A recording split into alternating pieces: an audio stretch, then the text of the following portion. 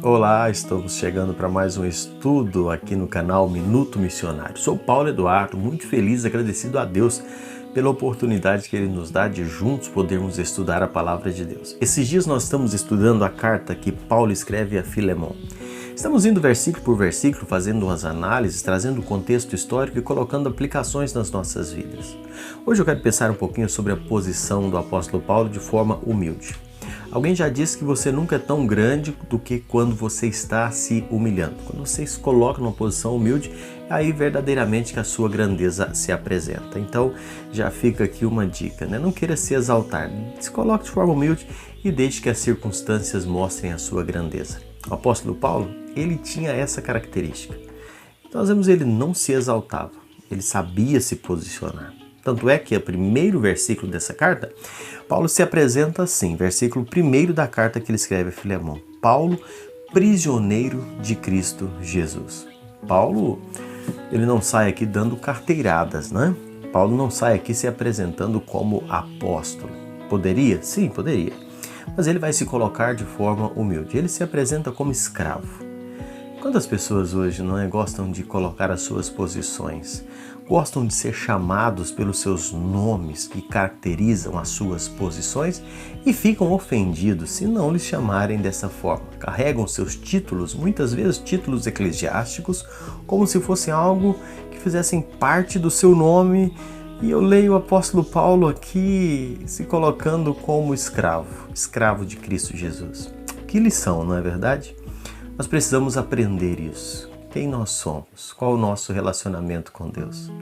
E Paulo aqui, ele se posiciona como escravo, ele não se apresenta como apóstolo, ele se apresenta como prisioneiro com um objetivo.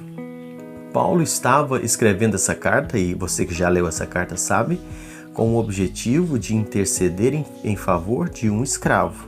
Ele estava escrevendo para interceder em favor de Onésimo, que era escravo de Filemon. E para isso ele se rebaixa ao nível dele para interceder em favor. Então ele não se apresenta como apóstolo, ele se apresenta como escravo de Cristo para interceder em favor do escravo de Filemon. E outra coisa, ele também se chama de um velho escravo. Lá no versículo 9 você vai ver isso. Esse é o posicionamento do apóstolo Paulo, né? Quando ele vai defender essa causa, não é?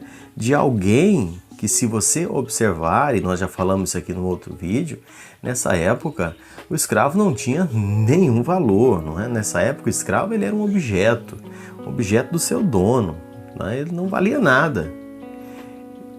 Onésimo, ao voltar para a casa de Filemon, depois de ter sido preso, ele poderia ser morto, ninguém ia falar nada. Agora Paulo vai mandar Onésimo de volta para Filemon, e você vai ver no versículo 10, Paulo diz assim: apelo em favor do meu filho Onésimo. O versículo 12, ele diz assim: mando de volta a você como se fosse o meu coração. Você consegue entender que Paulo está falando aqui, tratando como um filho, tratando como se fosse o coração dele, um escravo, um prisioneiro, alguém que aos olhos da sociedade não valia nada. Mas Paulo olha para aquele homem e agora ele é um irmão em Cristo. E Paulo trata ele como filho. Paulo trata ele como o seu próprio coração. Um homem que até então não tinha feito nada. Um homem que não era um grande servo de Deus, que não era um homem importante em nenhum aspecto. Mas Paulo, numa demonstração clara da sua humildade, do seu cristianismo autêntico, vivido, ele coloca de lado tudo e se coloca no nível do escravo. E fala que ele é um filho. Trata ele como alguém do coração dele. Ah, meus amados irmãos, como nós precisamos aprender, não é? Essa lição de humildade de Paulo. Essa lição de se colocar de forma humilde, reconhecendo o outro, mesmo que talvez o outro possa não ter valor aos olhos da sociedade, aos olhos de tantas coisas, mas é um irmão em Cristo. É uma pessoa que foi salva, que faz parte da família da fé. Todos têm o mesmo valor, não é? Todos nós servimos ao mesmo Deus. E isso fica de lição para nós, a forma que Paulo se coloca aqui ao clamar em favor de Onésimo, um escravo, que não tinha nada para oferecer. Onésimo não tinha nada de bom para dar para Paulo, mas Paulo olha para ele com aquele olhar de compaixão, de misericórdia, de amor que o cristão precisa ter, não é? E nós precisamos aprender isso aqui. Outra coisa que me chama a atenção, meus irmãos, é a forma com que Paulo vai falar com Filemon. Lembremos, não perca o contexto da carta. O objetivo era interceder em favor de Onésimo a Filemon. Lembremos que Onésimo tinha feito alguma coisa errada, estava preso, ia ser mandado de volta para sua casa, e chegando lá ele poderia ser morto, mas agora ele era um cristão. Paulo quer que Filemon receba ele, mas receba não como um escravo fugitivo que foi capturado, mas quer que receba ele agora como irmão em Cristo. Mas Paulo quer que Filemon compreenda isso e haja em amor, e haja dentro do amor que é fruto do Espírito Santo de Deus que habita em nós. Paulo não dá ordem. Paulo poderia muito bem chegar para Filemon e dizer: Filemon, você tem que receber Onésimo agora como um irmão, porque Onésimo agora é um cristão e você tem que receber assim. E se Paulo tivesse dado ordem, e se Filemon tivesse acatado, iria receber, porque era uma obrigação, então recebia, mas recebia de forma fria, sem o amor verdadeiro estar fluindo. Irmãos, nosso cristianismo, precisamos entender isso aqui. Paulo apela para o coração, Paulo apela para a ação do amor.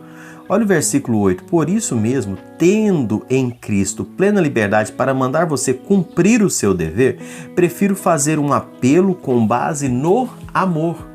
Com base no amor. Servir a Deus, agir com atitudes dignas de cristãos, precisa ser movido pelo amor. Não é pela obrigação, não é pelo dever, mas é pelo amor. E se não for pelo amor, vai se tornar algo frio, mecânico. E é por isso que o amor, e quando falamos de amor, ele deve ser uma ação do Espírito Santo nas nossas vidas, que nos leva a obedecer a Deus por amor, com prazer, não por obrigação. Não fazer por fazer, mas fazer com desejo de estar agradando a Deus. É isso que Paulo quer fazer Filemon entender, que nós precisamos abrir mão dos nossos direitos muitas vezes, nos humilhar, nós precisamos ter atitudes dignas, mas fazendo isso por amor, com prazer, não por obrigação. Nós não servimos a Deus por obrigação, nós não servimos a Deus e servimos ao Senhor e agimos com atitudes dignas de cristão porque somos obrigados. Não, fazemos isso porque amamos a Deus, desejamos glorificar a Deus e fazer isso com prazer, não como um peso, não como uma responsabilidade. Paulo vivia dessa forma. Paulo suportava as dores, Paulo ia preso, era ameaçado de morte, Paulo era mal compreendido e vivia alegre, cantando, dando glórias a Deus, com muita alegria, porque ele entendia a soberania de Deus, o prazer e a honra que é de servir e obedecer a Deus. Irmãos, Paulo prefere apelar em nome do amor do que obrigar. Quando se obriga, se fecha a porta que muitas vezes poderiam ser abertas para glorificar a Deus, mas essas pessoas querem fazer obrigações, né? Quantas pessoas, e hoje até mesmo dentro das igrejas, querem estabelecer normas. Pode, não pode, pode, não pode, tem que ser assim, não pode ser assim. E as pessoas vão servindo a Deus de forma mecânica, de forma obrigatória, e não está fluindo o amor de Deus o amor a Deus, o amor ao próximo através da ação do Espírito Santo, que é a obediência, fruto de corações que reconhecem a grandeza de Deus, a necessidade de sujeitar a Deus e servem por amor. Que Deus possa abrir nossa mente, nosso entendimento, e que nós venhamos servir a Deus com amor, por amor e para a glória dele, não fazendo isso um peso, uma obrigação, mas porque queremos fazer. Entenda isso. Deus abençoe sua vida. A gente volta no próximo vídeo aqui falando um pouquinho mais sobre a carta que Paulo escreve a Filemon. Espero você aqui. Se não é inscrito no canal, se inscreva, deixa aí aqui embaixo o seu comentário, aperte aí no joinha, no like, interaja conosco. É bom saber que você está nos acompanhando. Deus te abençoe. Até o próximo encontro aqui no canal Minuto Missionário.